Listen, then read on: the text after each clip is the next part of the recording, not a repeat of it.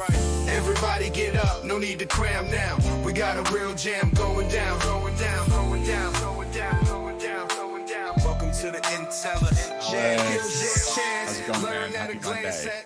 Happy Monday. We're like yin and yang here. We got the white and the black t-shirts going. We're ready to jam. That's true. We should coordinate more next time. I think we need some IntelliGems gear for the next one. We can both just be like fully decked out in IntelliGems stuff. But Adam, Monday, what do you want to jam on? Okay, so I get this question sometimes, and I love the gong sound that we just got. I get this question sometimes, which is I learned something, or I see something in my data, or I learned something in an A/B test. Now what? What do I do after I've learned something? How do I take a learning and turn it into value or turn it into action? And like, obviously, like there's value in knowledge, there's value in learning, but there's a lot more value if you can do something from it. So that's what I wanted to jam on today. Okay. I love this idea. In a previous role, we talked about the concept of like insight to action. It's like insight on its own it just sits there. It's like, yeah, I can learn something, but it's not until I'm actually able to pull the learnings and turn it into like the next thing I'm going to do. And I think that's where like there's data tools out there. Like, I don't know, you know that I use Google Analytics pretty frequently here at IntelliGems, but like, I feel like I'm just like mining stuff. It's not like, oh, here's a thing, now go do the next step. Yeah. So in terms of that, like, let's jam. What is the best way to go from insight to action? So I'll start with what my ingoing to this conversation was, which is we provide IntelliGems through A/B testing provides data that you didn't otherwise have, which is an apples to apples comparison between two different experiences. That might be two different prices, two different landing pages, but we have an apples to apples comparison between these two things. And we can tell you how those two different things perform differently. What was conversion? What was AOV? What was add to cart rate? How long did people browse for? So I now learned something. This is the learning. This is the insight. This new experience converts way better. What do I do about that? I mean, I think the most obvious thing is to start with is, hey, when you run an A/B test and you find something that works better, better is obviously we've had other episodes about what is the goal metric. I'll put that aside. Once you have something that works better, we can choose that. What I think is a lot more valuable is going one level deeper and saying, how do different audiences, how do different visitors respond differently to these different experiences?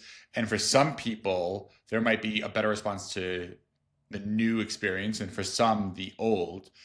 And so we have this concept, we call them rollouts, but it basically is the ability to deliver a different experience to the different audience based on conditions and rules. So I think that like not just rolling out the winning group to everyone, but being able to roll out a more personalized experience to different subsets of your traffic is a tremendous way to get value from the insight that we can learn from this apples to apples A/B test. So inside of there, we can roll this out. So I think like it's pretty obvious to someone when you run an A/B test, like, hey, one of these is better. Again, we won't define what better is in this case, but like better. Okay, I'm going to go use that thing. I had A, I had B. A is working better. I'm going to use A. That's a pretty limited way to look at like the rollout of something. So what I'm hearing from you is like, hey, inside of A, let's actually start to dissect that a bit more. Channel, new versus returning. Like, what are the different ways that we can look into this and be like, A is actually better in these situations and B is better in some of these other situations. So, hey, let's take A and instead of being like, this is the winner, add it everywhere. This is the winner in these situations. Let's go roll it out in those situations. And then we can pretend like maybe B is better in some of these other areas, or maybe we roll out A in some of these situations and we go back to the drawing board and we start to experiment with other things and then find where in those like spaces between there's actually something better. Wow, that's I love the layers that we're just adding here, because I think that's exactly what I'm trying to get at is like, and maybe to pick on some of the examples, there's probably like, if I were to off the cuff take a few different broad categories of types of tests and types of experiences that people try with IntelliGems, there's like layout, and how do different layouts and different page structure and organizations affect someone's likelihood to buy my product. One of the most obvious ways to cut that is going to be by device type. And so it's like, okay, like layout 1 might have a different reaction on mobile versus desktop versus layout 2 on mobile versus desktop. And oftentimes these differences in layouts, you might be just looking at just mobile traffic or just desktop traffic, but sometimes it's across both. So I think obviously device type, but then also, what is your source? What is your user flow? Like, where are you coming from and how did you get to this page is probably going to mean that like layout is having a big effect. If we think about other things like discounts, especially when they're the AOV boosting kind, and we did a whole jam on this once around like, what are the different types of discounts and what are the different goals of discounts? But if I have something that's like, I want to try and get you to buy more of this thing, maybe that's going to work better on a returning customer because they already are familiar with and are bought in to wanting more. I'll actually give a really anecdotal example, which is like these like microdose weed gummies that I was buying.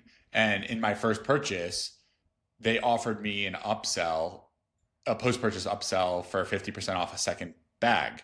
I was like, well, I've never had these before. I don't know if I'm going to like them. And so I declined that offer to spend more money for a product that I wasn't sure if I wanted. The second time I went back to the site, I actually was considering buying two, but I bought one with the hopes that I would get that post-purchase offer. Sure enough, I did. And I took it. Because I knew that I liked the product. And so I was willing to take it. So that's where a new versus returning dynamic can have a pretty impactful difference on something. So anyway, this is where I think some of the dimensions that I think getting one or two levels deeper can be really impactful. I like both those examples. And yeah, where you're in that situation you just gave, like, hey, you were a new customer, then you were a returning customer. And like, it could even be that like, hey, once you make that first purchase, you're actually brought back in via email because like, hey, they're talking about something and you're now an existing customer. So yeah, I'll link to the jam that Adam's talking about in the show notes here if you want to go back and look at the different discount types. But okay, so again, if you just have data and you don't have a way to go and apply it, it just sits in a spreadsheet. We don't want that. At IntelliGems, like, we don't want this to just be, hey, there's lots of knowledge sitting there and like you can't really do anything with it. You just feel smarter, but like it's not actually impacting your business. So we just talked about this rollouts. So like in IntelliGems, we actually have the ability to like pick what you want it to be, who, what, where you want that to be rolled out, roll out that winner. As you were talking about this, I don't know if it fully fits into like what you were saying here, but another thing that has been coming up for me more and more often as I've been talking to customers is this concept of like, I just want to go figure out if there's a signal on something. So like not even necessarily like, hey, a straight A/B test of like, hey, I'm going to pit this against this, but hey, I want to know, I have this idea that might require a big investment, and I'll let you decide if it's an investment of like money or time, but like, hey, it's going to be something bigger. And like, hey, can I actually go find the signal to prove that it even is worth like, not the rollout per se, but like, hey, is this bigger venture, this bigger idea even worth exploring? And like, hey, can I get enough data to move from like insight to let's go try this thing? I've been seeing that a whole lot more lately. Can you give an example? Like how do you tease out, how do you get that signal about something without, because I actually think that that's something that I hear a lot too, which is like, hey, I was thinking about wanting to test this thing or try this other thing, but even to set that up is going to be such a tremendous amount of lift on my side that I don't even, it's not worth it if it's not going to pan out or that it's not going to be a big swing. So how can I get that signal, or like, what are you thinking here? Yeah. So let me speak generically and then I'll give an example. So like the generic here is, you're right. Why would I waste time? Like if I'm not sure, I don't want to waste time going to do the thing. And I think in a previous jam, we talked about this concept of like taking big bets and making them smaller bets. So like, hey, how can I take this big idea and like go instrument something that's going to not tell me that I'm right or wrong, but at least give me enough to say, hey, that's worth exploring, where I don't need to instrument something massive. So as an example, hey, I have a lot of product flat lays. Most of my site is product flat lays, and I want to convince my CFO that it is worth us to do a big, involved lifestyle photo shoot. I want to go get models. I want to go out on location. I want to go do this. I say, Adam, I want to go do that. You say, Alex, how much is that going to cost? I say, it's going to be 30 grand to go do this photo shoot. And you go, I'm not sure.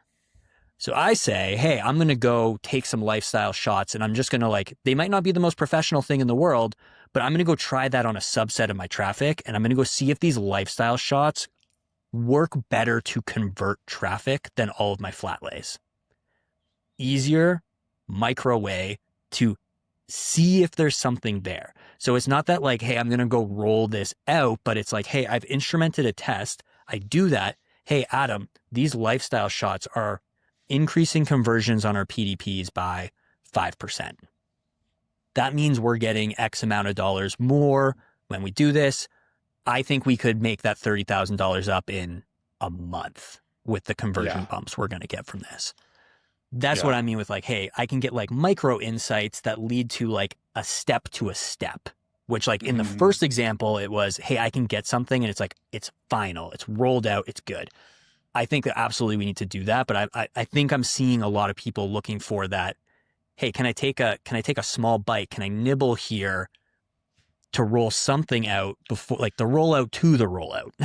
Yeah, that's awesome. I mean, and I think that's such a good, as you're saying that, I think about that all the time in our business, which is like, hey, before we want to make a big investment in a new feature or a new product that we're building into IntelliGems, how can we build a like really MVP version of it, throw it in front of a subset of people, 5, 10, 20 of the merchants that we work with, get feedback on it. And if the feedback is resounding, then like, let's do the big investment. And like, that's the nibble before the full meal.